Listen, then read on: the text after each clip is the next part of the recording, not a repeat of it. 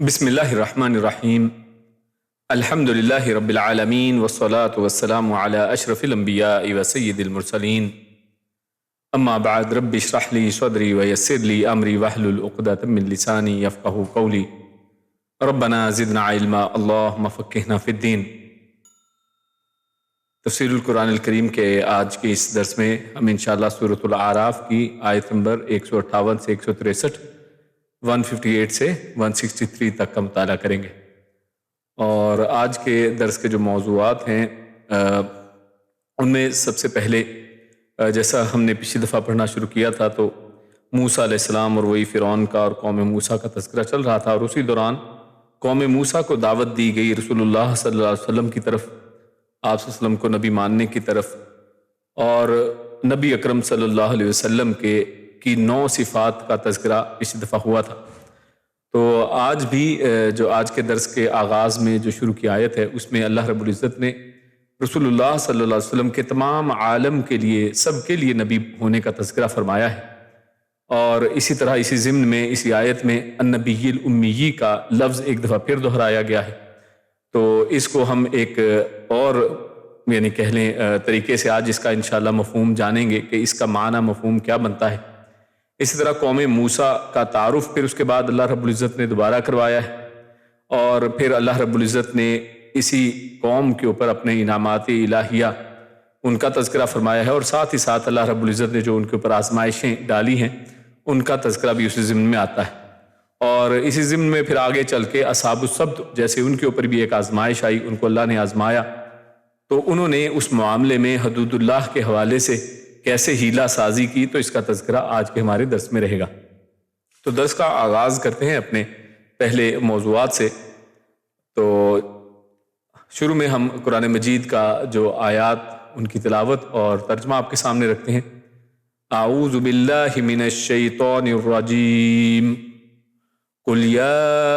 ایہا الناس انی رسول اللہ الیکم جمیعا الذی لہ ملک السماوات والارض لا الہ الا هو یحیی ویمیت فآمنوا باللہ ورسولہ النبی الامی الذی یؤمن باللہ وکلماتہ واتبعوہ لعلکم تہتدون۔ یہ آیت نمبر 158 158 اس کی تلاوت آپ کے سامنے کی گئی، اور اس میں اللہ رب العزت نے جو فرمایا اس کا ترجمہ کچھ یوں ہے۔ اللہ فرماتا ہے قل یا ایھا الناس، قل آپ فرما دیجئے، یا ایھا الناس اے لوگو، انی بے شک میں رسول اللہ اللہ کا رسول ہوں، اللہ کا بھیجا ہوا ہوں، الیکم تم سب کی طرف، جمیعا تم سب کے سب کی طرف۔ یہاں پر جمیعاً اصل میں لفظ ہے،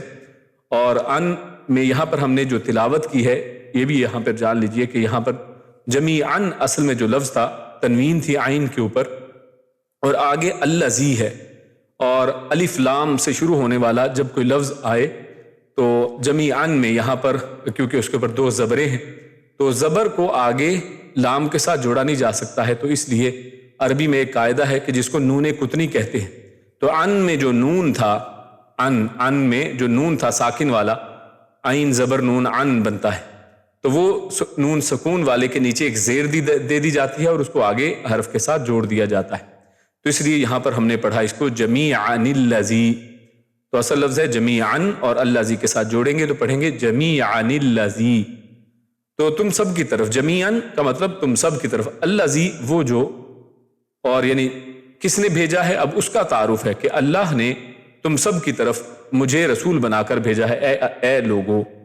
اور وہ اللہ کون ہے اس کا بھی تعارف کروایا جا رہا ہے۔ الذی وہ جو، لہو اسی کے لیے ہے، ملک بادشاہت، السماوات آسمانوں کی، والارض اور زمین کی، لا الہ الا ہو لا نہیں ہے، الہ کوئی، الا سوائے، ہو وہی، یعنی اس کے سوا کوئی معبود نہیں ہے، اگر کوئی معبود ہے تو وہی اصل میں معبود ہے۔ یحیی وہ زندہ کرتا ہے، ویمیت اور وہ مارتا ہے، فآمنوا تو آمنو تم سب ایمان لاؤ، باللہ اللہ پر، ورسولہ اور اس کے رسول پر، النبی وہ رسول کون ہے، اب ان کا تعارف دوبارہ سے کروایا جا رہا ہے، ورسول النبی الأمی، نبی یعنی جو امی ہیں، جو پڑھے لکھے نہیں ہیں، جو پڑھنا لکھنا نہیں جانتے ہیں، الذی جو یؤمنو، اور اب وہ رسول ان کی طرف سے بولا جا رہا ہے کہ اب وہ رسول ایسے ہیں کہ وہ ایمان لاتے ہیں، وہ ایمان رکھتے ہیں، یؤمنو وہ رسول خود بھی ایمان رکھتے ہیں، باللہ اللہ پر، وکلماتہ اور اس کے کلمات پر، اس کی باتوں پر، واتبعوہ اور اتبعوہ، اب یہاں پر اتبعو یہ امر کا صیغہ ہے، حکم کا صیغہ ہے، یعنی تم سب پیروی کرو، اسی کی، یعنی جس نبی کا اوپر تعارف ہوا ہے اس کی تم سب پیروی کرو، لعلکم تاکہ تم سب تہتدون ہدایت پا جاؤ۔ تو یہ ایک آیت آپ کے سامنے تلاوت اور ترجمہ اس کا رکھا گیا۔ تو اللہ رب العزت نے اس آیت میں ارشاد فرمایا، قل یا ایھا الناس انی رسول اللہ الیکم جمیعا، یعنی میری رسالت، رسول اللہ صلی اللہ علیہ وسلم کی زبانی یہ فرمایا جا رہا ہے کہ آپ یہ فرما دیجئے، آپ اپنی رسالت کے بارے میں خود لوگوں کو بتائیے، کیونکہ ایک نبی اس کا کام ہی یہ ہے کہ اللہ رب العزت جو حکم دے وہ آگے لوگوں کو پہنچائے، لوگوں کو بتائے، اسی لیے ان کا نام، ان کا تعارف یہاں پر جو شروع میں کروایا گیا، رسول اللہ، میں اللہ کا پیغامبر ہوں، پیغام جو لے کر آتا ہے میں وہ ہوں، میں اللہ کا بھیجا ہوا ہوں، یعنی میری رسالت تمام، اور آگے کیا فرمایا، الیکم جمیعا، میں کسی ایک قوم کی طرف، کسی ایک نسل کی طرف، کسی ایک زمانے کے لیے نبی نہیں ہوں، کہ جیسے اس سے پہلے رسول اللہ صلی اللہ علیہ وسلم سے پہلے کا معاملہ یہ تھا کہ جو بھی نبی اللہ رب العزت بھیجتے تھے وہ ایک خاص محدود زمانے تک کے لیے، یا خاص قوم کے لیے، کسی خاص قبیلے کے لیے، کسی ایک مسئلے کو حل کرنے کے لیے، اس کو ایڈریس کرنے کے لیے بھیجا جاتا تھا، اور بعض اوقات ایک ہی وقت میں ایک سے زیادہ پیغمبر بھی رہے ہیں، جیسا کہ ہم نے پیچھے سورۃ الاعراف ہی میں پڑھا تھا، ابراہیم علیہ السلام اور لوط علیہ السلام ایک ہی زمانے میں دونوں ہی نبی رہے ہیں، لیکن دونوں کا اپنا اپنا علاقہ ہے، دونوں کا اپنا اپنا پیغام ہے، دونوں کو ان کی اپنی اپنی قوم کی طرف بھیجا گیا ہے تاکہ وہ ان کو ہدایت کی باتیں بتائیں۔ لیکن رسول اللہ صلی اللہ علیہ وسلم کا خاصہ یہ ہے، رسول اللہ صلی اللہ علیہ وسلم کی عظمت یہ ہے یہاں پر جس کو اللہ نے بیان فرمایا ہے کہ آپ کے بارے میں فرمایا کہ الیکم جمیعا، میں تم سب کی طرف جو ہے، جمیع کے اندر سب آ جاتے ہیں، ہر ایک اس کے اندر آ جاتا ہے، یعنی میں تم سب کے لیے نبی بنا کے بھیجا گیا، اور اس سب کے اندر یعنی لوگوں کے اندر تعداد کے اعتبار سے، زمانے کے اعتبار سے اور قبائل اور ہر اعتبار سے اس کے اندر سب کچھ شامل ہو جاتا ہے، کیونکہ جمع جو ہے وہ ہر ایک کو جمع کر لیتی ہے، تو لہٰذا قیامت تک کے لیے اس کا معنی اس کے اندر شامل ہے۔ تو جمیعاً کے مفہوم میں یہ دونوں ہی باتیں صاف ظاہر ہیں، اور مجھے ہدایت کا پیغام پہنچانے کے لیے بھیجنے والا وہ ہے، آگے یعنی یہ بھی اس کا تعارف بھی کروا دیا کہ میں اپنی طرف سے نہیں آیا ہوں، میرا کوئی اپنا پیغام، اپنا کوئی مشن، اپنا کوئی آبجیکٹو نہیں ہے، کہ جیسے آج کے بہت سے لیڈر اپنا ایک میسج اور اپنا پیغام اور اپنی ایک جو ہے وہ ایک مشن لے کر ابھرتے ہیں۔ رسول اللہ صلی اللہ علیہ وسلم کیا فرما رہے ہیں کہ میں کس کی طرف سے بھیجا گیا ہوں، کس نے مجھے بھیجا ہے، اس کا اصل میں تعارف زیادہ ضروری ہے، اور اصل میں تمام انبیاء آئے ہی اصل میں اس لیے ہیں کہ ایک اللہ کی طرف رہنمائی کرے، اس ایک اللہ کی طرف کے جس کے بارے میں یہاں پر بھی آگے مزید تعارف بھی کروایا گیا۔ سب سے پہلے تو فرمایا الذی لہ ملک السماوات والارض، کہ وہ یعنی مجھے بھیجنے والی ذات وہ ہے کہ جو آسمان و زمین کی بادشاہی جس کی ہے، ملک السماوات والارض، اور صرف آسمان ایک کی نہیں کہ یہ زمین اور خطہ ارضی کی بات ہو رہی ہے، السماوات ہے جس کے اندر گلیکسیز ہیں، ستارے ہیں، کہکشائیں ہیں، اور سب کچھ پوری کائنات اس کے اندر شامل ہے، اور اس کائنات کے اندر مخلوقات جو اللہ نے پیدا کر رکھی ہیں، تو اللہ فرماتے ہیں لہو ملک السماوات والارض، اسی کے لیے ہے بادشاہی آسمانوں اور زمین کی۔ اور پھر آگے مقصد دیتا ہے لا الہ الا ہو، جب وہ اتنا بڑا بادشاہ ہے، جب تمام آسمان و زمین کا وہ مالک ہے، تو لہٰذا اس کے علاوہ کوئی معبود نہیں ہونا چاہیے، اس کے علاوہ اگر کوئی شخص کسی دوسرے کی عبادت کرتا ہے، کسی اور کو معبود ٹھہراتا ہے، تو بہت بڑی غلطی پر ہے، بہت بڑا ظلم کرنے والا ہے، کیونکہ اللہ کے علاوہ کوئی معبود ہونے کے لائق ہی نہیں ہے۔ اور الہ یہاں پر لفظ ہے، تو الہ کا معنی یعنی کوئی بھی ایسی ہستی اصل میں الہ کہلاتی ہے کہ جس کی لوگ عبادت کرتے ہیں، اس لیے الہ سچے بھی ہوا کرتے ہیں اور جھوٹے بھی ہوا کرتے ہیں، لیکن اللہ رب العزت کو یہاں پر اس کا اللہ رب العزت کا جب تعارف کروایا ہے تو اس سے پہلے بھی ملک السماوات والارض کے ساتھ کہ یہ وہ معبود ہے کہ جو آسمان و زمین کا بادشاہ ہے، کوئی اور ہے کہ جو اس دعوے کو پورا اتر سکے کہ وہ کہے کہ یہ زمین آسمان کی بادشاہت میری ہے، اور بعد میں بھی فرما دے لا الہ الا ہو کے بعد یحیی و یمیت کہ وہی زندہ کرتا ہے، وہی مارتا ہے، تو کوئی اور ہے کہ جو زندہ کر سکے، کوئی ہے جو مار سکے، تو جو موت و حیات کا مالک ہے، جو آسمان و زمین کی ہر چیز کا مالک اور سب بادشاہی اس کی ہے، تو لہٰذا لا الہ الا ہو، تو اس کے علاوہ کوئی معبود نہیں ہونا چاہیے کہ جس کو انسان اپنا معبود بنائے۔ بنا تو رکھے ہیں لوگوں نے، لیکن وہ حقیقی معبود نہیں ہیں، وہ جھوٹے معبود ہیں، باطل ہیں۔ معبود ہونا وہ چاہیے کہ جو اصل میں یہ حق رکھتا ہو، اور وہ اللہ رب العزت کی ذات ہے۔ فآمنوا باللہ ورسولہ، تو لہٰذا اس کے بعد پھر اللہ کے نبی صلی اللہ علیہ وسلم نے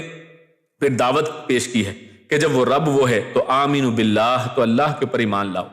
ورسولہ، اور اس کے رسول کے اوپر بھی ایمان لاؤ۔ اور وہ رسول کون ہے؟ النبی الامی۔ اس سے پہلے یعنی اگلی اس نبی الامی کی بات کرنے سے پہلے ہم یہ جان لیتے ہیں کہ اللہ کے رسول صلی اللہ علیہ وسلم کے حوالے سے جو جمیعاً کی بات کی گئی ہے کہ اللہ رب العزت نے ان کو تمام یعنی سب کے لیے نبی بنا کر بھیجا ہے، تو قرآن مجید میں یہ معاملہ اور یہ یعنی جو موضوع ہے وہ مختلف مقامات پر اللہ نے ذکر فرمایا ہے مختلف انداز سے، اور ان میں سے صرف چند 3 مثالیں یہاں پر ہم پیش کرتے ہیں۔ سورۃ السبا میں اللہ رب العزت فرماتا ہے وَمَا أَرْسَلْنَاكَ إِلَّا كَافَّةً لِلنَّاسِ بَشِيرًا وَنَذِيرًا وَلَكِنَّ أَكْثَرَ النَّاسِ لَا يَعْلَمُونَ۔ یہاں پر دیکھیے اس آیت میں اللہ رب العزت نے کافۃ للناس رسول اللہ صلی اللہ علیہ وسلم کے حوالے سے فرمایا۔ یہ جو آیت مذکور تھی آیت نمبر 158 سورۃ الاعراف کی، یہاں پر جمیعاً کہہ دیا سب کے لیے۔ یہاں پر کافۃ للناس سورۃ السبا میں فرمایا کہ یہ کافہ ہیں، یعنی کافی ہیں ان لوگوں کے لیے کہ ان کے علاوہ کسی اور کی ضرورت نہیں ہے۔ اب یہ نبی جو ہے، اب ان کے علاوہ کوئی شخص دعویٰ کرے، اس نبی کے علاوہ کوئی شخص کہے کہ جناب ہدایت کی بات کوئی رہ گئی تھی یا نبوت کے سلسلے میں کوئی کڑی باقی تھی، تو یہ سب جھوٹ ہے۔ اللہ رب العزت نے کافۃ للناس کے اب یہ کافی ہو گیا ہے، یہ رسول انسانوں کے لیے کافی ہے۔ اور اسی طرح سورۃ الفرقان کا آغاز ہی اللہ رب العزت نے اس بات سے فرمایا بسم اللہ الرحمن الرحیم تبارک الذی نزل الفرقان علی عبدہ لیکون للعالمین نذیرا۔ یہاں پر دیکھیے تبارک الذی، اللہ نے بابرکت وہ ذات ہے، اس برکت والی ذات کے نام سے اس کا آغاز کیا سورت کو، اور فرمایا نزل الفرقان علی عبدہ لیکون للعالمین نذیرا، تاکہ وہ تمام عالمین کے لیے، اور عالم نہیں بلکہ اس کی جمع کا ذکر کیا ہے، اسی لیے رسول اللہ صلی اللہ علیہ وسلم کی نبوت جو ہے وہ نہ صرف انسانوں کے لیے بلکہ اس کے اندر جنات بھی شامل ہیں، اور جن و انس، ان کو ہی ثقلین کہا جاتا ہے کہ جو 2 بوجھ اٹھانے والے ہیں۔ یہ 2 ایسی یعنی تخلیقات ہیں اللہ رب العزت کی کہ جن کے اوپر یہ بوجھ جو ہے شریعت کا نازل کیا گیا ہے، تو لہٰذا یہ عالمین کے لیے ان کے لیے ڈرانے والے ہیں، یہ عالمین کے نبی ہیں، یہ صرف انسانوں کے لیے یا ایک خاص وقت یا عرب کے لیے نبی نہیں ہیں۔ اس طرح فرمایا سورۃ الاحزاب میں اللہ نے اس طرح فرمایا کہ ما کان محمد ابا احد من رجالکم ولکن رسول اللہ وخاتم النبیین، اور اس آیت میں تو خاتم النبیین کہہ کر اللہ کے نبی صلی اللہ علیہ وسلم کو پکارا گیا ہے کہ آپ نبیوں کے خاتم ہیں، اور خاتم سے مراد ختم کرنے والا بھی ہے کہ جو ختم کر دے، جس کے بعد نبوت کا سلسلہ ختم ہو گیا، اور خاتم سے مراد جو سٹیمپ کرنا ہے، سیل کرنا، اس کو بھی کہتے ہیں۔ یعنی انسان اگر کوئی معاملہ کرتا ہے اس کے بعد اس کے اوپر سٹیمپ لگ جائے تو اس کا مطلب ہے اب اس کے بعد کوئی اور نہیں آنے والا، اب یہ آخری نبی ہیں۔ اور اللہ رب العزت نے بڑے واضح انداز میں یہ مختلف انداز میں مختلف مقامات پر اس کا تذکرہ فرمایا۔ آگے اللہ فرماتا ہے فآمنوا باللہ ورسولہ، یعنی اب وہ دعوت جو ہے اللہ رب العزت کی طرف اور اس کے رسول کی طرف دعوت دی جا رہی ہے۔ یعنی قرآن مجید میں کئی مقامات پر نبوت سے پہلے آپ کے یہاں پر آگے کیونکہ آیا ورسولہ، اور رسول کا تعارف کروایا النبی الامی کے ساتھ، تو قرآن میں آپ کو مختلف مقامات پر اس چیز کا اظہار ملتا ہے کہ رسول اللہ صلی اللہ علیہ وسلم جب ان کو اللہ نے نبی بنایا ہے تو اس سے پہلے اللہ کے نبی نہ نبوت کو جانتے تھے، نہ وہ پہلی کتابوں کو یا کتابوں کے بارے میں کچھ جانتے تھے، نہ ایمان کی حقیقت کا ان کو علم تھا، کہ جیسے کہ بعض لوگوں کے اس طرح کے خیالات ہیں۔ تو لہٰذا اللہ رب العزت نے خود قرآن مجید میں بڑے واضح انداز میں نبی الامی کا تعارف کروا دیا ہے کہ نبی امی ہوتے کون ہیں۔ فرمایا یعنی سورۃ العنکبوت میں اللہ فرماتا ہے وما كنت تتلو من قبله من کتاب ولا تخطه بيمينك، کتنی واضح انداز میں اللہ رب العزت نے فرمایا ہے کہ آپ جو ہیں اس سے پہلے نہ لکھنا جانتے تھے اور نہ ہی پڑھنا، تتلو من قبله، نہ اس کو پڑھنا جانتے تھے، تلاوت جانتے تھے، من کتاب، ان کتاب میں سے کچھ بھی آپ کو تلاوت کا پتہ نہیں تھا کہ کتاب کے اندر کیا لکھا ہے، ولا تخطه بيمينك، اور نہ ہی لکھنا جانتے تھے، نہ ہی ہاتھ سے آپ نے کبھی لکھا تھا۔ اور اس طرح سورہ ہود میں اللہ رب العزت فرمائے تلک من انباء الغیب، یہ تو غیب کی خبروں میں سے ہے، نوحیھا الیک، ہم اس کو آپ کی طرف وحی کرتے ہیں، ما کنت تعلمها انت ولا قومك من قبل هذا، یعنی اس سے پہلے انہیں نہ آپ جانتے تھے نہ آپ کی قوم، یعنی وحی کے ذریعے اللہ رب العزت نے جو غیب کی باتیں آپ تک پہنچائی ہیں، اطلاع جن کی آپ کو دی ہے، اس وحی سے پہلے آپ کو ان کے بارے میں کوئی خبر نہیں تھی. ما کنت تعلمھا، آپ ان کو نہیں جانتے تھے، آپ کو ان کا علم نہیں تھا. انت ولا قومک، نہ ہی آپ کو نہ ہی آپ کی قوم کو. اس من قبل ھذا، یعنی اس وحی سے پہلے، اس رسالت سے پہلے، ان 40 سالوں سے پہلے، یعنی جب 40 سال کی عمر میں اللہ کے نبی صلی اللہ علیہ وسلم پر پہلی وحی آئی ہے، تو یہی وہ مقام ہے کہ جب اللہ کے نبی صلی اللہ علیہ وسلم پر پہلی وحی آئی، اللہ کے نبی کے سامنے یہ معاملات اس کے بعد کھلنا شروع ہوئے اور اللہ نے رکھے. اس سے پہلے رسول اللہ صلی اللہ علیہ وسلم ان چیزوں سے بے خبر تھے. اور اس طرح سورۃ الشورى میں اللہ فرماتا ہے ما کنت تدری ما الکتاب ولا الایمان، کہ آپ نہیں جانتے تھے کہ کتاب کیا ہے، ولا الایمان، اور نہ ہی ایمان کے بارے میں جانتے تھے. نہ آپ کو ایمان کا معلوم تھا اور نہ ہی اس کتاب کے بارے میں معلوم تھا، یعنی اس وحی سے پہلے آپ ان دونوں چیزوں سے واقف نہیں تھے. اور اسی طرح سورۃ القصص میں تو اللہ نے اس طرح فرمایا وما كنت ترجو ان يلقى اليك الكتاب الا رحمة من ربك، کہ آپ کو تو امید تک نہیں تھی کہ آپ کو کتاب عطا کی جائے گی. ہاں، یہ تو اللہ کی طرف سے ایک رحمت ہے، رب کی طرف سے رحمت ہے. یعنی آپ کو نہ اس کتاب کے آنے کی امید تھی، کہ جیسے کہ بہت سے لوگ جو ہیں ان کے اوپر تعجب ہوتا ہے کہ وہ قرآن کو مانتے ہیں، یہ آیات ان کے سامنے سے گزرتی ہیں، پھر بھی کہتے ہیں کہ نبی اکرم صلی اللہ علیہ وسلم پیدا ہونے سے بھی پہلے ہر چیز کا علم رکھتے تھے. پھر آپ کا خاص وصف امی کیا ہوا؟ یعنی اگر سب کچھ پہلے ہی جانتے تھے تو اللہ جو بار بار یہ کہہ رہے نبی الامی، کہ ایک جو پڑھنا لکھنا نہ جانتا ہو ایسا نبی، تو وہ اگر ہر چیز سے واقف تھے، ہر چیز ہی جانتے تھے، تو پھر یہ نبی امی کا معنی کیا ہوگا؟ یہ پھر اس کے اندر خاصیت کیا ہوئی کہ جو اللہ کے نبی کے ایک وصف کے طور پر بیان ہو رہا ہے بار بار. تو یہ یعنی اللہ کے نبی صلی اللہ علیہ وسلم کا ایک وصف ہے، نہ کہ یہ ان کی کوئی نقص ہو، بلکہ ان کی ایک صفت ہے. تو یہ ایک اس وجہ سے بھی صفت بنتی ہے کہ ایک ان پڑھ شخص جس کو نہ لکھنا آتا ہے نہ وہ پڑھنا جانتے ہیں، لیکن اللہ رب العزت وحی کے ذریعے سے ان کو وہ علوم اور وہ جو ہے یعنی کہہ لیں علم دیتے ہیں ان تک جو انسان کی کامیابی کے لیے جو ہے ضامن ہے. اور دنیا کے اتنے بڑے بڑے دانشور، فلسفی اور جو بڑے بڑے پڑھے لکھے لوگ ہیں، علوم کے ماہر لوگ ہیں، ان کے آپ استاد بن جاتے ہیں. کوئی شخص کتنا ہی بڑا ڈاکٹر کیوں نہ ہو، کتنا ہی بڑا پروفیسر ہو، پی ایچ ڈی ڈگریاں اس کے پاس ہو،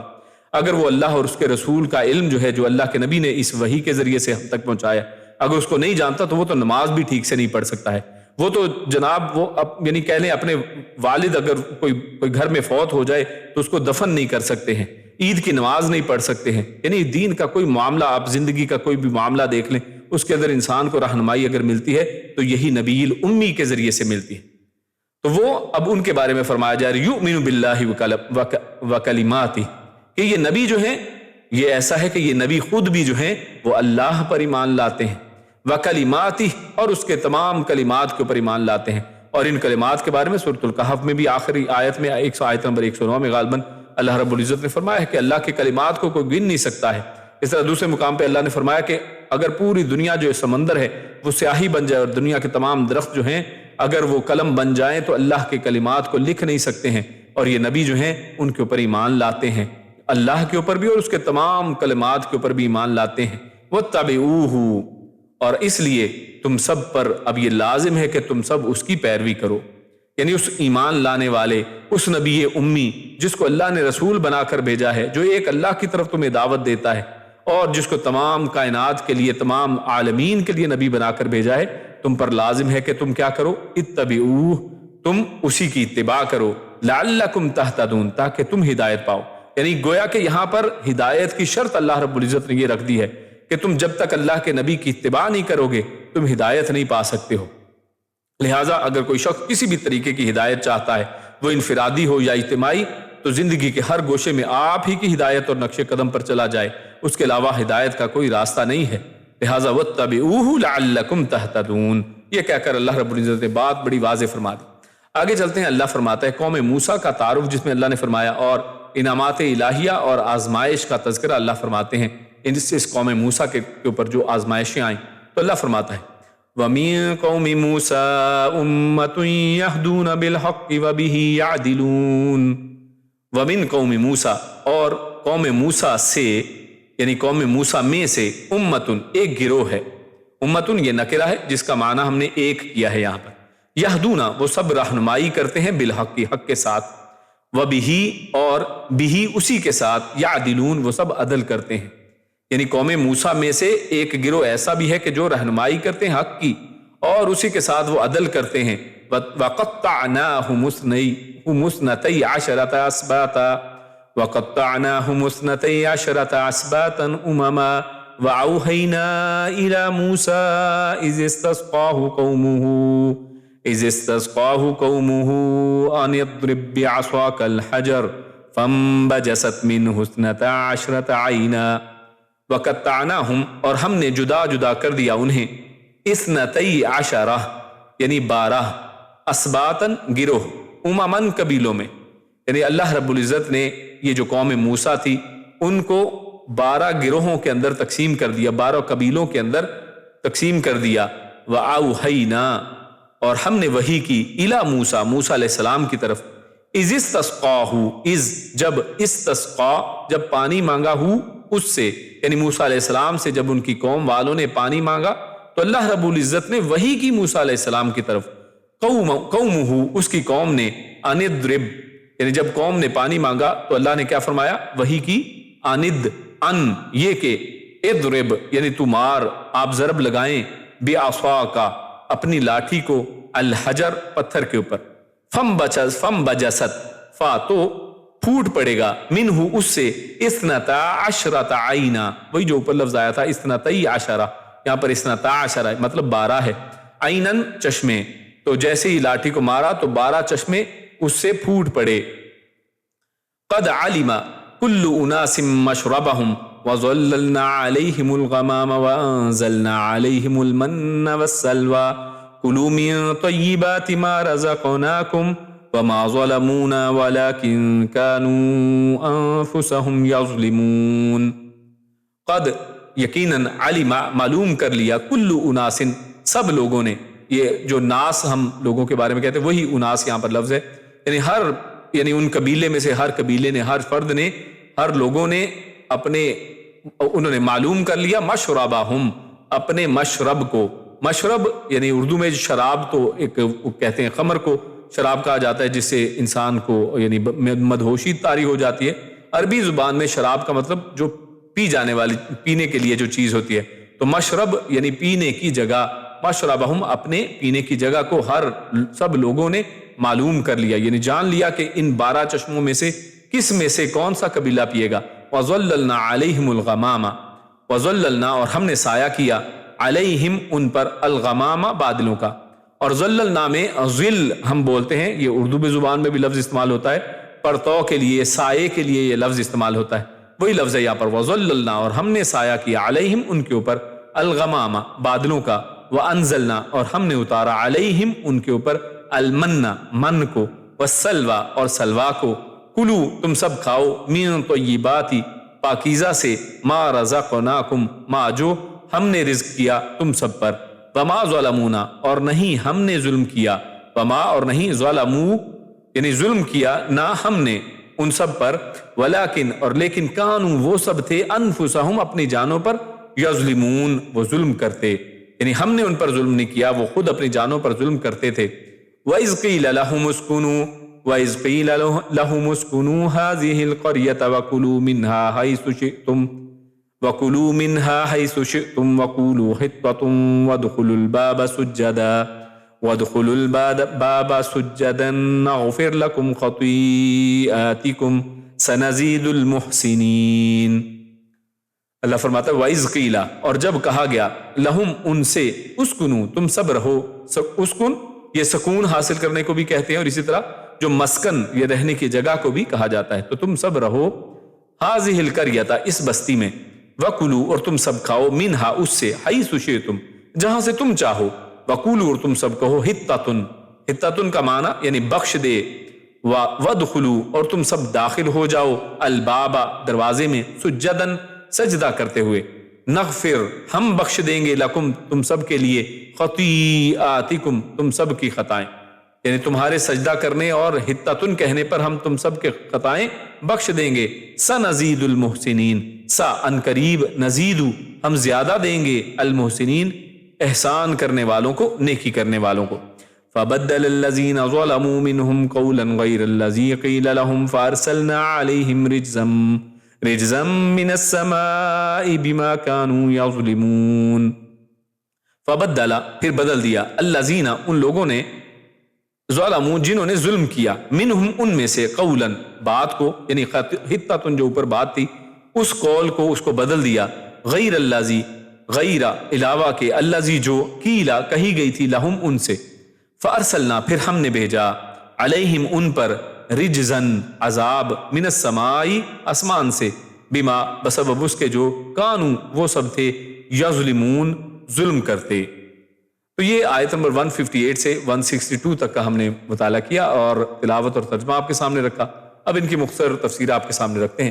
تو شروع میں اللہ رب العزت فرماتا ہے وَمِن قَوْمِ مُوسَىٰ أُمَّةٌ يَهْدُونَ بِالْحَقِّ وَبِهِ يَعْدِلُونَ۔ تو اللہ رب العزت نے یہ اللہ رب العزت کی اس کتاب کا اور رسول اللہ صلی اللہ علیہ وسلم کے سچے نبی ہونے کا ایک بہت بڑا یہاں پر اظہار اس آیت سے بھی ہوتا ہے، یا ایسی بہت سی اور آیات قرآن مجید میں کہ جس میں رسول اللہ صلی اللہ علیہ وسلم ان قوموں کے حوالے سے یہ نہیں کہ یہاں پر صرف تنقید ہو رہی ہے کہ دوسروں کو ٹارگٹ کیا جائے، بلکہ ان کی اگر کوئی صفت ہے تو اللہ رب العزت نے اس کو بھی ذکر کیا ہے، اور رسول اللہ صلی اللہ علیہ وسلم کے صادق اور امین ہونے کا یہاں پر اظہار ہے کہ اللہ کے نبی صلی اللہ علیہ وسلم کی ذات ایسی نہیں کہ وہ کسی بات کو چھپائیں، ان لوگوں کی یہ صفت جو ہے چھپا لی جائے، جیسا کہ یہود و نصارہ کا اصل میں وتیرہ ہوا کرتا ہے۔ تو یہاں پر اللہ رب العزت نے ان کی ایک صفت بیان کی ہے کہ قوم موسیٰ میں سے ایک گروہ، یعنی سب کی سب تو نہیں ہے، مجموعی طور پر زیادہ تر لوگ تو ان کے ایسے ہی ہیں کہ جو بالکل، جن کے بارے میں پہلے بھی بات چیت آئی کہ جو فاسق ہیں، جو فاجر ہیں، لیکن ان میں ایک گروہ ایسا بھی ہے یہدون بالحق کہ جو ہدایت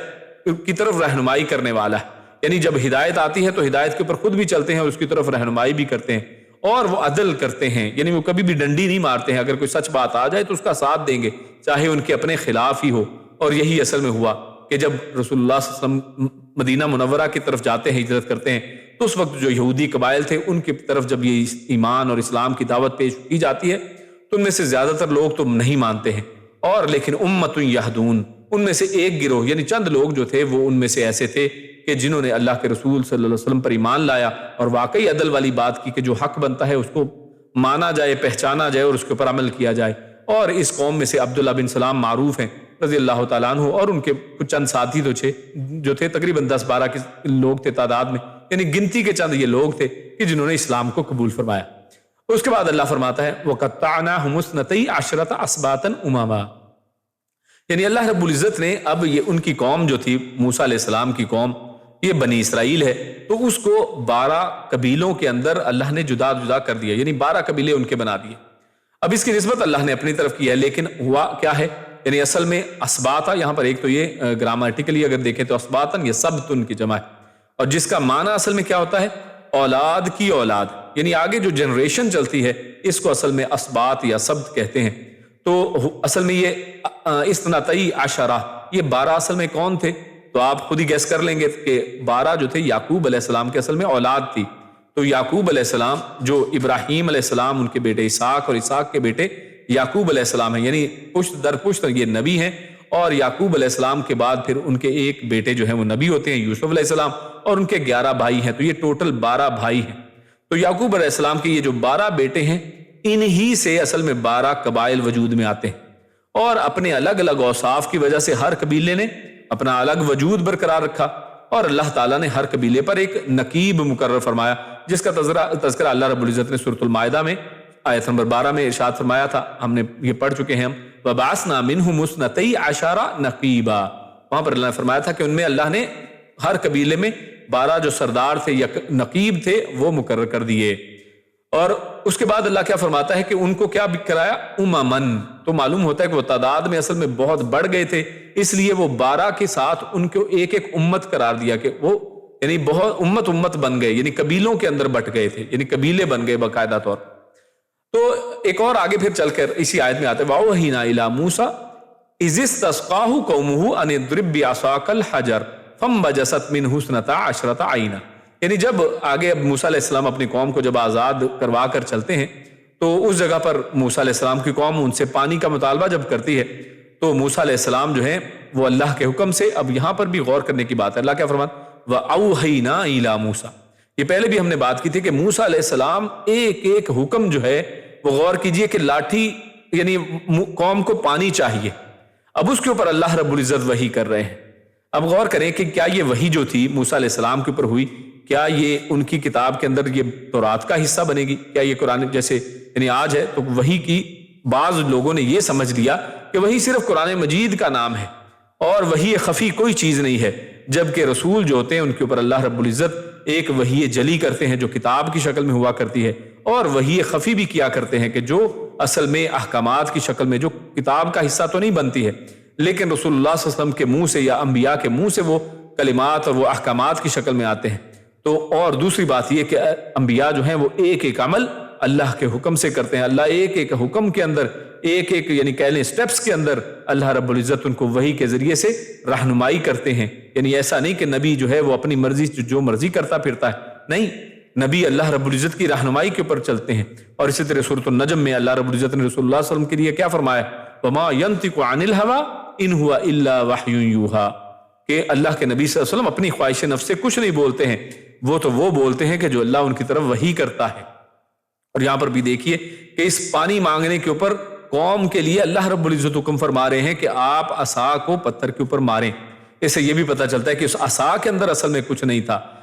موسیٰ علیہ السلام کو معلوم نہیں ہے کہ یہ عصا کیا کیا کام کر سکتی ہے، اور حقیقت بھی یہی ہے کہ یہ عصا اصل میں کچھ نہیں کر سکتی ہے، بلکہ اللہ کا حکم ہے جو اصل میں اس عصا کے ذریعے سے ایک معجزاتی انداز میں کوئی عمل جو بھی اللہ کروانا چاہتا ہے، جو عاجز کرنا چاہتا ہے، جو معجزہ اللہ رب العزت لوگوں کے سامنے رکھنا چاہتے ہیں وہ اللہ کر دیتے ہیں، اور یہ اللہ کے حکم سے ہوا کرتا ہے۔ اس کے اوپر نبی کا بھی کوئی رول نہیں ہے کہ نبی جو مرضی معجزہ کر دکھائے۔ اور آج امت کے اندر دیکھیے تو لوگوں نے، نبی تو بہت دور کی بات ہے، لوگوں نے اولیاء کو، اللہ کے جو ہیں نیک لوگوں کو، بزرگوں کو، ان کے حوالے سے ایسا ذہن بنا لیا ہے کہ وہ کہتے ہیں کہ جناب یہ جب چاہے جو مرضی کر سکتے ہیں، جو جناب یہ پہاڑوں کو توڑنا چاہیں تو اپنی ایک اشارے سے پہاڑوں کو توڑ دیں، ایک اشارے سے جناب زمین آسمان کو ایک کر دیں، اور جو مرضی، یعنی ان کو سمجھا جاتا ہے کہ جیسے ان کے اشاروں سے دنیا چلتی ہے۔ اور یہاں پر دیکھیے موسیٰ علیہ السلام جیسا ایک نبی جو ہیں، جو اللہ کے ساتھ ہم کلام ہونے والے نبی ہیں، جو 5 اولو العزم من الرسل میں سے ایک ہیں، وہ بھی جو ہے ایک لاٹھی سے یعنی قوم کو پانی پلانا ہے، اس کے اوپر بھی وحی کا انتظار کرتے ہیں، اور اللہ وحی کرتے ہیں کہ آپ لاٹھی کو ماریے اور اس سے وہ پانی نکلے گا۔ تو اس کے بعد اللہ فرماتا ہے فَانْبَجَسَتْ مِنْهُ اثْنَتَا عَشْرَةَ عَيْنًا۔ خیر، اب یہ لاٹھی مارنے سے 12 چشمے پھوٹ پڑتے ہیں، تو اس کے اوپر یہاں پر جو لفظ آیا ہے فَانْبَجَسَتْ آیا ہے، اور سورۃ البقرہ میں بھی یہ واقعہ ہم پہلے پڑھ چکے ہیں، اس لیے بہت تفصیل میں ہم نہیں جائیں گے۔ تو فَانْفَجَرَتْ وہاں پر لفظ آیا تھا، اور جو راغب اصفہانی رحمہ اللہ ہیں، جو یعنی کہہ لیں لغت کے ماہر ہیں، وہ کہتے ہیں کہ انبجسا اکثر اس کے متعلق آ جاتا ہے، جو تنگ چیز سے اگر کوئی نکلے تو اس کے بارے میں فَانْبَجَسَتْ یا انبجسا کا لفظ آتا ہے جو یہاں پر استعمال ہوا ہے۔ یعنی اس کا مطلب اس سے یہ پتا چلا کہ جب لاٹھی ماری گئی تو پتھر کے اندر کوئی سوراخ نہیں تھے، یا بہت باریک کوئی یعنی جو کہہ لیں پورز ہوتے ہیں بہت باریک، اللہ نے ادھر سے پانی نکال دیا پتھر کے اندر سے۔ پتھر سے کیا پانی نکلتا ہے؟ پتھر بنجر جگہ ہے، لیکن اس کے اندر سے اللہ پانی نکالتے ہیں۔ اور ان فجرا جو دوسری طرح پر فن فجرت کا دوسری جگہ سورۃ البقرہ میں ذکر ہوا، تو اس سے دونوں ہی معنی مراد ہوتے ہیں، یعنی بعض اوقات کسی تنگ جگہ سے نکلنا یا پھر کسی کھلی چیز سے نکلنا، تو دونوں ہی انداز میں ان فجرا کا لفظ آتا ہے۔ تو یہاں پر فم بجسد کہہ کے اس معاملے کو اور زیادہ یعنی کہہ لیں یعنی ایک معجزے کی اہمیت اور بڑھا دی کہ اصل میں پانی ایسی جگہ سے نکلا ہے کہ جہاں پر نکلنے کی اصل میں جگہ نہیں، تو اللہ نے وہاں سے اس پانی کو نکالا ہے۔ اور آگے فرماتا ہے وَأَوْحَيْنَا إِلَى مُوسَىٰ، تو اس آیت میں اللہ کی بنی اسرائیل پر جو ہے یہ غور کریں کہ اوحینا الی موسیٰ سے شروع ہو کر آگے چلیں تو اللہ رب العزت نے بعض جو ہیں انعامات کا یہاں پر تذکرہ کیا ہے، جن کو صرف مختصراً ہم یہاں پر دیکھ لیتے ہیں، کیونکہ پہلے ان کا تذکرہ سورۃ البقرہ میں ہم پڑھ آئے ہیں، کہ جس میں سے ایک تو یہی کہ پانی کو اللہ رب العزت نے کیسے ان کے لیے میسر کر دیا پہاڑ کے اوپر۔ اللہ کے نبی موسیٰ جو ہیں وہ لاٹھی مارتے ہیں اور پہاڑ میں سے 12 چشمے پھوٹتے ہیں، تو ہر ایک جو ہے قبیلہ وہ اپنی اس پانی پینے کی جگہ کو تلاش کر لیتا ہے، جان لیتا ہے کہ ہاں یہ میرے لیے ہے، اور وہاں سے وہ قبیلہ مخصوص کر لیتا ہے کہ یہ جناب اس جگہ سے ہم نے پانی پینا۔ اور اس طرح اس کے بعد اللہ فرماتا ہے کہ وَظَلَّلْنَا عَلَيْهِمُ الْغَمَامَ، ان کے اوپر بادلوں کا سایہ ہوتا ہے۔ اسی طرح وَأَنزَلْنَا عَلَيْهِمُ الْمَنَّ وَالسَّلْوَىٰ، اللہ رب العزت ان کے لیے من و سلوہ اتارتے ہیں، جو خاص اللہ کی طرف سے اتارا ہوا جو ہے نعمت ہے اور ایک اللہ کا ایک رزق ہے۔ اور اس کے بعد کُلُوا مِن طَیِّبَاتِ مَا رَزَقْنَاکُمْ، اور اللہ نے یہ بھی فرما دیا کہ یہ جو رزق اللہ نے نازل کیا ہے یہ طیب ہے، یہ پاکیزہ ہے، زیادہ اچھا ہے، زیادہ بہتر ہے کھانے کے اعتبار سے۔ وَمَا ظَلَمُونَ وَلَٰكِن كَانُوا أَنفُسَهُمْ يَظْلِمُونَ، لیکن غور کیجیے کہ اللہ آخر میں کیا فرماتے ہیں کہ اللہ نے اپنی نعمتیں گنوائی ہیں اور پھر فرمایا کہ ان سب کے باوجود ان سب نے اپنی جانوں پر ظلم کیا۔ یعنی یہ قوم کا اصل میں تعارف دیکھیے ہو رہا ہے کہ قوم میں کچھ لوگ، شروع میں کیا بات ہوئی، یہیں پہ ہم نے پڑھا کہ شروع میں آیت نمبر 159 میں اللہ نے فرمایا کہ اس قوم میں کچھ ایسے لوگ بھی ہیں جو عدل کرنے والے ہیں، ہدایت اور حق کو قبول کرنے والے ہیں، حق کی بات کرنے والے ہیں، لیکن اسی قوم کے اندر جو ہے زیادہ تر لوگ کیسے ہیں کہ وہ لوگ اپنے اوپر ظلم کرنے والے ہیں، حق کو ماننے والے نہیں ہیں، اتنی انعامات کو دیکھنے کے باوجود حق کو قبول نہیں کرتے ہیں۔ اس کے بعد اگلی جو دو آیات، آیت نمبر 161 162 کے اندر اللہ فرماتا ہے وَإِذْ قِيلَ لَهُمُ اسْكُنُوا هَٰذِهِ الْقَرْيَةَ، یعنی اللہ رب العزت نے اب کہا کہ اب اس قریے کے اندر، اس بستی کے اندر داخل ہو جاؤ، اس میں تم رہو۔ اب یہ بستی کون سی بستی ہے؟ تو اس قریے سے مراد اکثر مفسرین جمہور کے نزدیک جو ہے وہ بیت المقدس ہے، کہ اللہ رب العزت نے بیت المقدس کے اندر اب ان کو داخلے کا حکم دیا ہے، یعنی کہا کہ جب ان سے کہا گیا وَإِذْ قِيلَ، جب ان سے کہا گیا کہ اس بستی میں داخل ہو جاؤ۔ اب یہاں پر ایک اور معمہ وہ یہ ہے کہ موسیٰ علیہ السلام کے زمانے میں بیت المقدس ابھی فتح ہی نہیں ہو سکا تھا، تو یہ پھر بیت المقدس کیسے ہے؟ تو بیت المقدس کی بات یہاں پر آئے تو وہ کیوں ہے؟ تو اس معمے کو جو امام راضی رحمہ اللہ نے اس کو حل کیا ہے کہ یہ پھر حکم کس نے دیا ہوگا؟ موسیٰ علیہ السلام تو اس وقت تھے نہیں، تو یہاں پر کہا جا رہا ہے کہ اس بستی میں داخل ہو جاؤ، تو اس حوالے سے وہ کہتے ہیں کہ عین ممکن ہے کہ یوشع بن نون جو علیہ السلام تھے، ان کے عہد نبوت میں جب بیت المقدس فتح ہوا تو انہیں حکم دیا گیا ہو کہ اس فتح کی شکر گزاری میں اللہ کے عاجز بندوں کی طرح سجدہ ریز ہو کر اپنے گناہوں کی بخشش مانگتے ہوئے شہر میں داخل ہوں۔ تو یہ انہوں نے حل اس کا پیش کیا ہے کہ اصل میں یہاں پر مراد جب ان سے کہا گیا تو یہ موسیٰ علیہ السلام نے نہیں کہا، بلکہ یوشع بن نون نے یہ حکم دیا کہ اللہ کے حکم سے آپ اس بستی میں داخل ہو جائیں۔ اور داخل ہونے کا انداز، یہاں پر دو باتیں اللہ رب العزت نے مطالبہ کیا ہے۔ کیا؟ ایک یہ ہے وَقُولُوا حِطَّةٌ، کہ تم اندر جب بستی میں داخل ہوگے تو تم نے ایک تو بخشش مانگنی ہے اللہ سے، اور دوسرا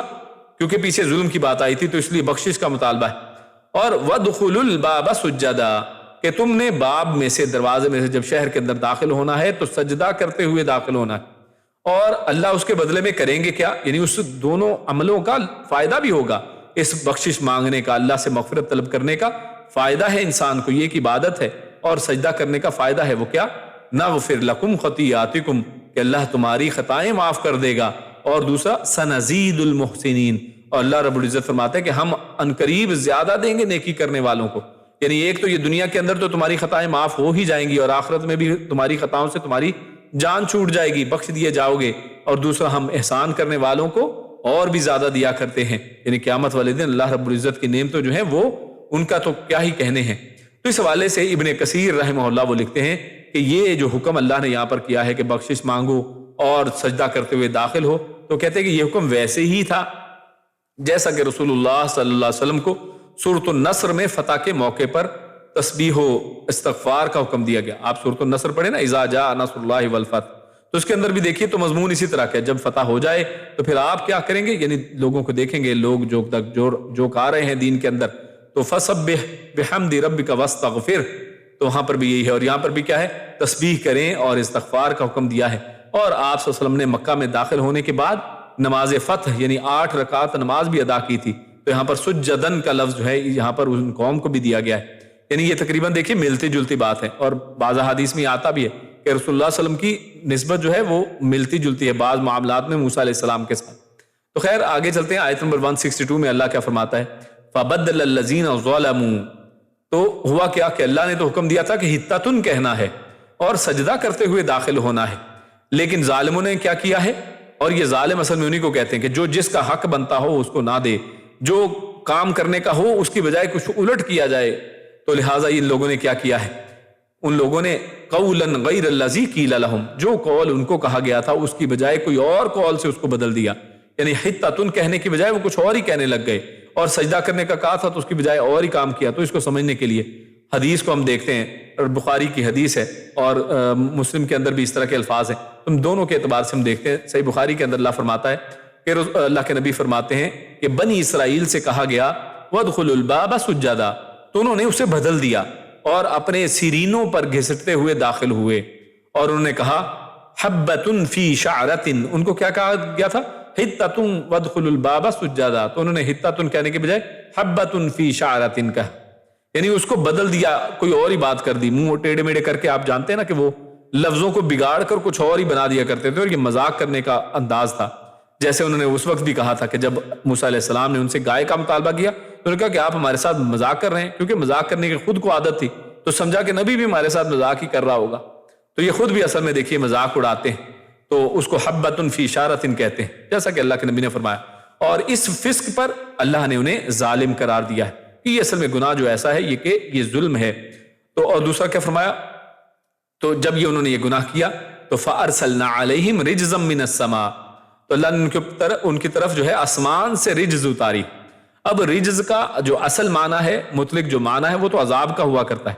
مگر حدیث سے معلوم ہوتا ہے کہ اس سے مراد یہاں پر طاعون ہے، اور صحیح بخاری کی حدیث ہے، رسول اللہ صلی اللہ علیہ وسلم نے فرمایا الطاعون رجس ارسل علی طائفۃ من بنی اسرائیل او علی من کان قبلکم، کہ طاعون ہے، یہ طاعون یعنی ایک عذاب ہے جو بنی اسرائیل کے ایک گروہ پر یا ان لوگوں پر بھیجا گیا جو تم سے پہلے تھے، یعنی یہ طاعون تو اصل میں جو رجز کی جگہ پر آیا، اور یہاں پر تو لفظ رجسن ہے، یہ جو حدیث صحیح بخاری میں ہے، لیکن صحیح مسلم کی حدیث میں رجسن کی جگہ پر رجزن، جو یہاں پر قرآن میں آیت آئی ہے نا فَأَرْسَلْنَا عَلَيْهِمْ رِجْزًا مِّنَ السَّمَاءِ، تو وہاں پر ہو بہو یہی لفظ رجزن ہے، اور جس کے اندر یہی ذکر کیا گیا کہ وہ طاعون ہے۔ تو اس سے پتہ چلا کہ یہ جو عذاب اللہ نے ان کی طرف نازل کیا تھا یہ طاعون تھا، اور اس کی وجہ کیا بنی ہے، یہ نافرمانی وجہ ہے، یہ حتتن کو بدل کر مذاق اڑا کر اس کو حبۃ فی اشارۃ بنا دینا، اور سجدے کی جگہ پر سرینوں پر گھسٹتے ہوئے داخل ہونا، تو یہ اصل میں ایک مذاق اڑانے کا انداز ہے۔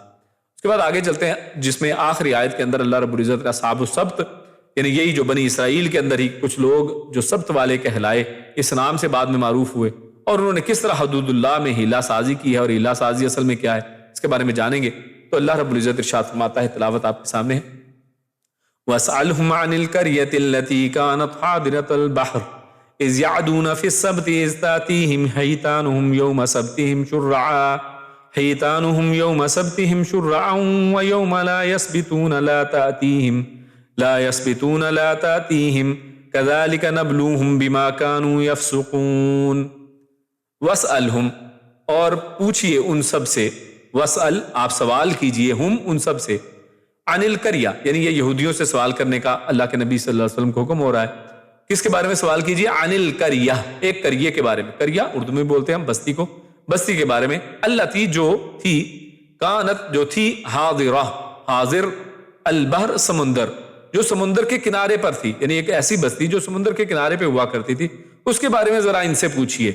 اذ یعدون، اذ جب، یعدون وہ سب، یعدو میں جو عد عین دال ہے نا، یہ اصل میں عدوان کے لیے، یعنی حد سے بڑھ جانا جو ہے نا اس کے لیے استعمال ہوتا ہے، یعنی جب وہ سب تجاوز کرتے تھے، یعنی حد سے باہر نکلتے تھے، فی السبتی، سبت کے دن، اور سبت کہتے ہیں عربی زبان میں ہفتے کے دن کو، یعنی سیٹرڈے جس کو انگلش میں بولتے ہیں ہم، اس ہفتے کے سیٹرڈے کے دن کو عربی میں سبت کہا جاتا ہے۔ تو سبت اللہ نے ان کے لیے مقرر کیا تھا کہ ہفتے کے دن آپ نے تجاوز نہیں کرنا، اور وہ کیا ہے، اذ تاتیہم جب آتی تھی ان کے پاس، حیتانہم، حیتان اور یہ حوت کی جمع ہے، حوت مچھلی کو کہتے ہیں، بڑی مچھلیوں کو، حیتانہم ان کی مچھلیاں، یعنی سبت والے دن، ہفتے والے دن ان کی مچھلیاں آتی تھی، یوم سبتہم ان کے ہفتے کے دن، شرعن سر اٹھاتے ہوئے، یعنی بہت تعداد میں آتی تھی کہ اوپر سے نظر آتی تھی کہ جناب یہ مچھلیاں آ رہی ہیں، وَيَوْمَ لَا يَسْبِتُونَ اور یوم جس دن، لا یسبتون جس دن وہ سب ہفتے کے دن نہ ہوتے، یعنی جس دن ہفتے کا دن نہ ہوتا تھا، لا تاتیہم تو نہیں آتی تھی ان کے پاس، یعنی اس دن مچھلیاں آتی ہی نہیں تھی۔ تو کذالک نبلوہم اسی طرح ہم آزماتے تھے انہیں، بما کانوا یفسقون بما بسبب اس کے جو کانو وہ سب تھے، یفسقون وہ نافرمانی کرتے، فسق کرتے، اور فسق کا معنی ہے نافرمانی کرنا، یہ نافرمانی کی وجہ سے اللہ رب العزت ان کو آزماتا تھا۔ تو یہاں پر اللہ رب العزت نے ایک سوال کے انداز میں اس آیت کو شروع کیا جو پچھلی آیات سے تھوڑا مختلف انداز ہے، اور اس میں اللہ فرماتا ہے وَاسْأَلْهُمْ عَنِ الْقَرْيَةِ، تو فرمایا کہ ان سے اس بستی کے بارے میں پوچھئے۔ اب یہاں پر کیوں یہ پوچھا جا رہا ہے؟ کیونکہ تورات یا کسی کتاب میں اس کا ذکر نہیں تھا۔ اب غور کریں نا، یہ لوگ تو دعویٰ کرتے تھے، یہودی اور اس طرح کے جو مشرکین مکہ، اور مشرکین مکہ کا تو خیر اتنا علم نہیں تھا، تو یہ یہودی جو تھے، یہ کیونکہ اہل کتاب تھے،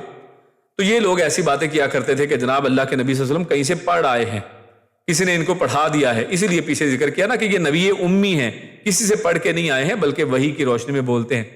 تو یہ کہاں سے پڑھ کے آئے ہیں؟ اب یہ تو ان کی کتاب میں بھی ذکر نہیں تھا اس کا، تو اس لیے اللہ رب العزت نے خصوصاً یہاں پر ذکر کیا کہ ان سے ذرا پوچھے نا اس بستی کے بارے میں، کیونکہ تورات یا کسی کتاب میں اس کا ذکر نہیں تھا۔ مگر یہودیوں کو یہ واقعہ خوب معلوم تھا، کیونکہ ظاہر ان کا ایک ہسٹوریکل ایونٹ تھا، تو ان کی جو بک تھی یعنی کہ تورات ہے یا اسی طرح ان کی کتاب میں موجود نہیں، ویسے واقعہ معلوم ہے، مشہور ہے، اور وہ اپنے دوسرے ایوب کی طرح اسے بھی چھپاتے تھے، کیونکہ یہ بھی ایک عیب تھا کہ انہوں نے اللہ کی ایک حد کو ان دن توڑا تھا، اس کے لیے ہیلا بہانہ کیا تھا، تو اس لیے وہ اسے چھپایا کرتے تھے۔ تو جب آپ پوچھیں گے تو انہیں ضرور سوچنے پر مجبور ہونا پڑے گا کہ اس واقعے کی خبر آپ تک کیسے پہنچی، وحی کے سوا کوئی اور ذریعہ اس کے لیے تو ممکن ہی نہیں ہے۔ اس لیے لا محالہ انہیں آپ کے نبی الہی ہونے کی ایک اور شہادت مل جائے گی۔ تو یہ یہاں پر اس کی ایک وجہ ہے کہ اللہ رب العزت نے اس انداز میں ان سے پوچھا اور اس بات اور اس واقعے کے بارے میں پوچھا،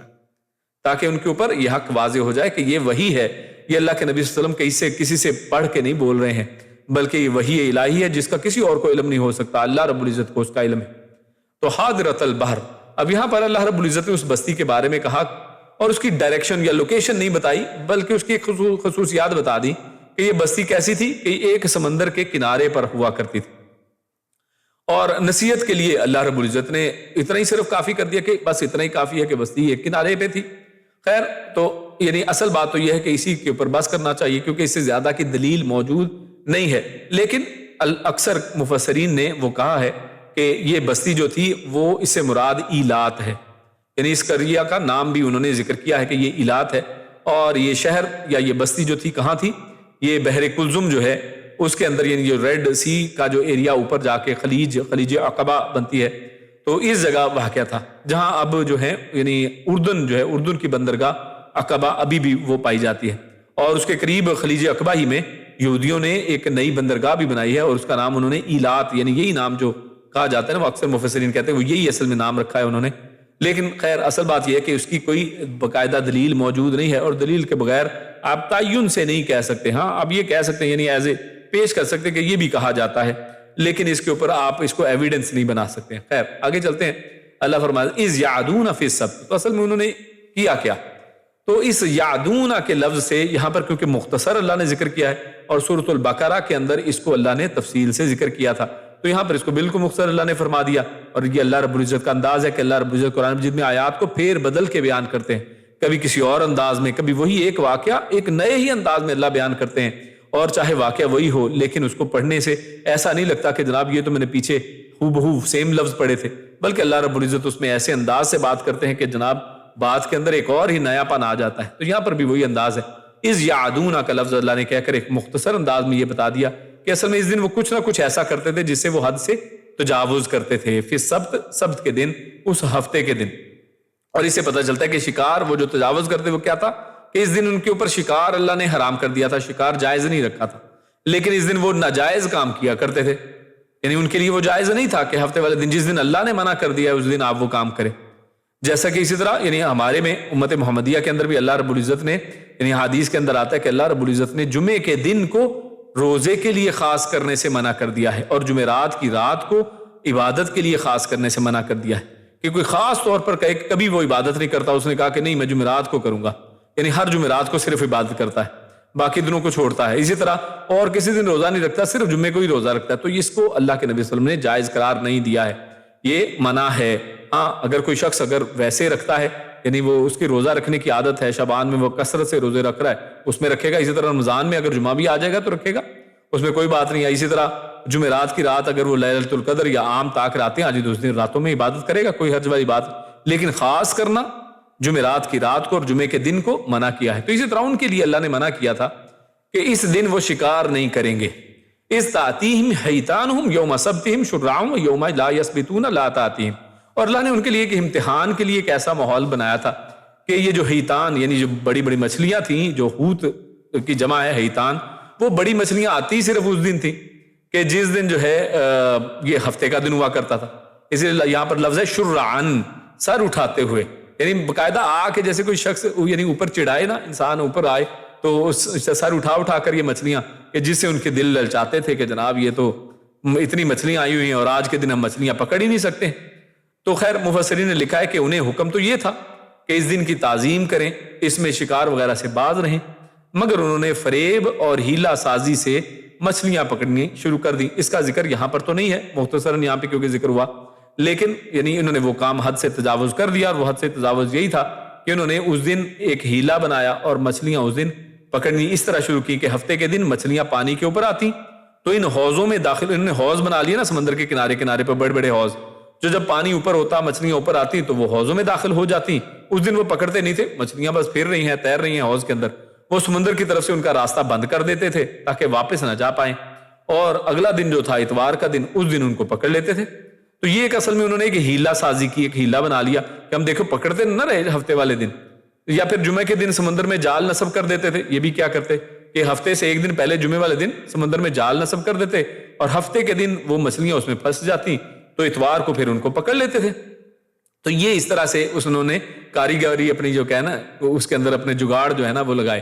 تو اس سے معلوم ہوا کہ کسی حرام کام کا ارتکاب کرنے کے لیے ہیلا کرنا حرام ہے. کیونکہ یہ ہیلا اصل میں یہاں پر جو لفظ آ رہا ہے نا، ہم یعنی یہاں پر آیت میں تو نہیں ہے لیکن اس کو ہیلا ہی علماء نے کہا ہے، اور ہیلا کا لفظ جو ہے باقاعدہ فقہ کی کتابوں میں استعمال کیا جاتا ہے، تو اس میں ہم وہ ٹرمینالوجی استعمال کر رہے ہیں. اور یہاں پر ہم بات واضح سمجھ لیں کہ اس آیت کی روشنی میں ہمیں پتہ چلتا ہے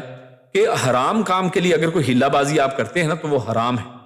ہاں جائز کام کے لیے آپ ہیلا کریں تو وہ جائز ہے کہ آپ کریں کہ بھی جناب کسی طریقے سے میرے ہاتھ سے میں بھی کچھ صدقہ خیرات نکالوں تو آپ نکال دیں، آپ کے پاس تھوڑی بھی رقم ہے تو آپ اس میں سے نکالیں، آپ کے پاس کم بھی پیسے ہیں تو آپ نکال دیں. تو لیکن ہیلا کر کے اپنا زکوٰۃ کو روکنے کی کوشش کی جائے، یعنی مثال کے طور پہ یعنی ایک میں سن رہا تھا ہمارے ایک شیخ ہیں، وہ انہوں نے ایک واقعہ بیان کیا کہ ان کے پاس کچھ لوگ آئے تو انہوں نے کہا کہ ہمیں یہ پوچھ کے ذرا بتائیں فتویٰ کہ اس کے اوپر کیا ہے کہ میں چاہتا ہوں کہ میں زکوٰۃ نہ دوں، ہمارے پاس اتنا سونا ہے کہ اس کے اوپر زکوٰۃ بنتی ہے، تو لیکن کیا کریں کہ ہم زکوٰۃ نہ دیں، یعنی لیکن میں حرام کام نہیں کرنا چاہتا کہ میں زکوٰۃ دوں نہ، حالانکہ وہ میرے پہ جائز ہے، تو کیا میں کر سکتا ہوں کہ زکوٰۃ بھی نہ دینی پڑے اور حرام کام بھی نہ ہو مجھ سے. تو ان کو کسی نے جو مشورہ دیا، جو لوگ ہیلے کے قائل ہیں ایسی معاملات میں، تو ان سے انہوں نے مشورہ مانگا تو انہوں نے مشورہ دیا یہ کہ جناب آپ ایسے کریں کہ کیونکہ جب بھی آپ کے پاس سونا ہے تو اس کے اوپر 1 سال ہونا ضروری ہے، جب اس کے بعد اس کے اوپر زکوٰۃ ہوگی. تو انہوں نے کہا کہ فرض کریں وہ سونا آپ کی وائف کی ملکیت ہے تو وہ کیا کریں کہ 11 مہینے یا 12 مہینے ہونے سے پہلے آپ اسلامی یعنی 12 مہینے اس سے پہلے وہ آپ کو ہبا کر دیں، یعنی توفتاً وہ سارا سونا آپ کو دے دیں، جس سے وہ سونا جو ہے نا وہ اس کی ملکیت ہی نہیں رہے گا، تو وہ کیوں زکوٰۃ دیں گی، وہ آپ کی ملکیت میں آ گیا، اور آپ کی ملکیت میں ابھی بھی آیا تو آپ کے اوپر ویسے زکوٰۃ فرض نہیں ہے جب تک 12 مہینے پورے نہیں ہوتے. تو آپ یہی کام آپ دوبارہ کر لیجئے گا 1 سال کے بعد، جب 12 مہینے ہونے سے پہلے آپ یہ واپس اپنی بیوی کو ہبا کریں. تو یعنی یہ اس طرح چڑی چھکا کھیلتے رہیں، ادھر سے ادھر جائے ادھر سے ادھر آئے، اور جناب آپ دونوں اپنا جو ہے نا وہ ہیلا کر کے اس طرح بچا. تو یہ حرام کام ہے، یہ اصل میں وہ حرام طریقے ہیں کہ آپ زکوٰۃ نہ دینے کے بہانے ڈھونڈیں اور اس طرح بچائیں جیسے کہ اس سبت والوں نے کیا. اور اس حوالے سے ابن کثیر رحمہ اللہ نے امام ابو عبداللہ بن بطہ رضی اللہ تعالیٰ عنہ کی سند سے ابو ہریرہ رضی اللہ تعالیٰ عنہ سے رسول اللہ صلی اللہ علیہ وسلم کا فرمان نقل فرمایا ہے، اور اللہ کے نبی صلی اللہ علیہ وسلم نے کیا فرمایا، لا ترتکبوا مال یہود فتستحلوا محارم اللہ بادنی الحیل، یعنی وہ کام مت کرو جو یہود نے کیا ورنہ تم اللہ کی حرام کردہ چیزوں کو معمولی ہیلوں سے حلال کر لو گے. دیکھیے اللہ کے نبی نے اس کو منع فرمایا ہے کہ آپ وہ کام نہ کریں جیسے اہل سبت نے یا یہود نے کیا تھا، ورنہ آپ اللہ کی حرام کردہ چیزوں کو اپنے پر حلال کر لیں گے. اور ابن کثیر کہتے ہیں، وہ کہتے ہیں کہ یہ سند جید ہے. خیر ہم اپنے امت کا حال دیکھیں تو بعض مسلمان فقہا نے اسلام کے فرائض سے جان چھڑانے کے لیے کئی ہیلے ایجاد کر لیے ہیں، مطلب بہت سے ہیلے ذکر کیے گئے ہیں، لیکن اس میں سے ایک مثال کے طور پہ آپ کے سامنے رکھتے ہیں. مثلا چور کی حد چوری جو ہے نا، چوری کا جرم شہادتوں سے ثابت ہونے کے بعد صرف اتنی بات سے ختم کر دی جائے. حد کیا ہے کہ چوری ثابت ہوگی آپ اس کا ہاتھ کاٹ دیں گے. اب وہ کہتے ہیں کہ نہیں، اگر صرف اتنی بات ثابت ہو جائے کہ چور مسروقہ مال کا مالک ہونے کا دعویٰ کر دے، وہ کہے گا جی یہ تو میرا ہے، یعنی میں نے چوری نہیں کیا بلکہ یہ تھا ہی میرا، صرف وہ کہہ دے، دعویٰ کر دے، خواہ اس کی کوئی دلیل بھی نہ پیش کرتے، لیکن اس نے دعویٰ تو کر دیا نا، اب یعنی دعوے دار وہ ایک بن گیا. تو وہ کہتے ہیں کہ اب اس کے اوپر سے وہ حد ختم ہو گئی، کیونکہ یہ اب خود دعوے دار ہے تو اپنا مال کوئی چوری کیوں کرے گا. تو یعنی ایسے اب اندازہ لگائیں کہ یہ ہیں وہ ہیلے، کہ اس انداز میں لوگوں کو راستے بتائے جائیں، ٹرکس بتائے جائیں، یا کہہ لیں جگاڑ بتائے جائیں کہ جناب اس انداز میں آپ کریں تو آپ عدالت سے بھی بچ جائیں گے، آپ جناب قاضیوں کے فیصلوں کا نتیجہ جو ہے پھر کیا نکلے گا، مطلب پھر معاشرہ کدھر جائے گا. آپ یہ غور کریں تو معاشرے کا وہی حالت ہوگی جو آج ہمارے معاشرے کی حالت ہے، اور پھر انتہائی ذلت کی صورت میں سب کے سامنے جو ہے وہ آپ کا معاشرہ جیسے، اور اس لیے آخر میں کیا فرمایا، نبلوہم بما کانوا یفسقون، کہ اللہ نے ان کو آزمایا یہ کیوں تھا، کیونکہ وہ نافرمانی کرتے تھے۔ آج ہمارے معاشرے کو دیکھیں تو ایسا نہیں ہے، ہم لوگ ہر کام میں اللہ کے نافرمان ہیں، یا اکثر، یعنی اللہ ماشاءاللہ، ایسا نہیں کہ ہر ایک، مطلب اسی طرح ہمارے میں بھی اب ایسے ہی ہے کہ کچھ لوگ ہیں جو ابھی بھی اللہ والے ہیں، جو واقعی اللہ کا خوف رکھتے ہیں، اللہ سے ڈرتے ہیں اور نیک کام کرتے بھی ہیں، لوگوں کو نیکی کا حکم بھی دیتے ہیں، لیکن ایک جماعت دیکھیں، اور یعنی جماعت سے مراد یعنی ایک بڑی تعداد ایسی ہے کہ جو ایسی ہے کہ جس کو کوئی فکر نہیں ہے، اس کو بس اپنا پیسہ بچانا ہے، ان کو بس گھر میں چیز آنی چاہیے، حلال سے آئے حرام سے آئے، کوئی فکر نہیں ہے۔ حالانکہ اللہ کے نبی صلی اللہ علیہ وسلم، بلکہ خود قرآن مجید میں اللہ رب العزت نے اس کا حال کیا بتایا ہے، سورۃ الفاتحہ جس کو ہم ہر نماز میں پڑھتے ہیں، کہ غیر المغضوب علیہم، کہ آپ ہمیں اس راستے پر نہ چلانا کہ جو مغضوب کا راستہ ہے، اور اس سے مراد یہودیوں کا راستہ ہے۔ مفسرین نے یہی لکھا ہے اس کے اوپر، یعنی سب مفسر جو ہے وہ متفق ہیں کہ مغضوب علیہم سے مراد یہود ہیں، کہ ان کے راستے پہ اللہ ہمیں نہ چلائے، اور ان کا راستہ یہی ہے، یہی ہیلے بہانوں والا، اور یعنی اس کا علاج تو یہی ہے پھر کہ ہم ان کے راستے کو چھوڑیں یہودیوں کے، اور کتاب و سنت کو بلا حیل و حجت مضبوطی سے تھام لیں، تو اللہ انہیں پھر وہی عزت و کرامت عطا فرمائے گا جو اس نے پہلے عطا فرمائی تھی۔ تو اسی طرح آخر میں اللہ فرماتا ہے کذالک نبلوہم بما کانوا یفسقون۔ تو اس آیت کے اس ٹکڑے سے پتہ چلا کہ جس شخص کو حلال روزی نہ ملے اور حرام آسانی سے ملے تو لازم ہے کہ وہ اسے اللہ تعالیٰ کی طرف سے آزمائش سمجھے، یعنی اس کو حلال روزی نہیں مل رہی اور حرام آسانی سے اس کے سامنے آ رہا ہے، بار بار آ رہا ہے، تو اسے چاہیے کہ اس کو آزمائش سمجھے اور اس کو نہ لے۔ اگر حرام کا مرتکب ہو جائے گا تو وہ روزی وبال ہوگی، اور اگر صبر کرے گا اور حرام سے بچ کر امتحان میں کامیاب ہو جائے گا تو اللہ رب العزت اس دنیا میں بھی دیں گے اور آخرت میں بھی بدلہ اس کا ملے گا۔ اللہ رب العزت سے دعا ہے کہ اللہ رب العزت ہم سب کو نیک عمل اور اچھی سمجھ کی توفیق عطا فرمائے۔ سبحان ربک رب العزت عما یصفون وسلام علی المرسلین والحمد للہ رب العالمین۔ جزاکم اللہ خیر، مبارک اللہ فیکم۔ السلام علیکم ورحمۃ اللہ وبرکاتہ۔ جی اب کوئز ٹائم ہے ہمارا، چند سوالات ہیں آج تھوڑے سے ہیں۔ تو پہلا سوال کہ شروع میں ہم نے آیت میں پڑھا رسولہ النبی الامی، تو کیا آپ صلی اللہ علیہ وسلم نزول وحی سے پہلے نبوت، کتاب اور ایمان کا علم رکھتے تھے، کہ آپ کو نبوت کا علم تھا، کتاب کا، ایمان کا علم تھا؟ اس آیت کی روشنی میں ہم نے جو پڑھا اس روشنی میں ہمیں بتائیے۔ اور اسی طرح دوسرا سوال ہے اتبعوہ لعلکم تہتدون، تو اس آیت میں ہدایت پانے کی کیا شرط بیان ہوئی کہ آپ اتباع کرو اس کی، لعلکم تہتدون؟ تو وَقَطَّعْنَاهُمْ اثْنَتَيْ عَشْرَةَ أَسْبَاطًا أُمَمًا، تو یہ آیت جب ہم نے پڑھی تو ان میں ان 12 قوموں کی نسبت کن کی طرف ہے؟ یعنی یہ جو 12 تھے، 12 قومیں جس کا اللہ نے تذکرہ کیا، تو ان کی نسبت کن کی طرف تھی اصل میں؟ تو نغفر لکم خطیئاتکم، تو اللہ نے یہ ایک بتایا کہ یہ آپ کو انعام ملے گا کہ اللہ تمہاری خطائیں معاف کر دے گا۔ تو کن 2 حکموں کی بجاوری پر خطائیں معاف ہونے کا ذکر ہوا کہ کون سے 2 حکم اگر مانے تو یہ خطائیں معاف ہو جائیں گی؟ اور آخری سوال فارسلنا علیہم رجزن، تو یہاں رجز سے کیا مراد ہے؟ بلکہ یہ اب آخری سوال ہے اذ یعدون فی السبت، تو کیا حرام کام میں ہیلا نکالنا جائز ہے؟ بڑا آسان سا سوال ہے۔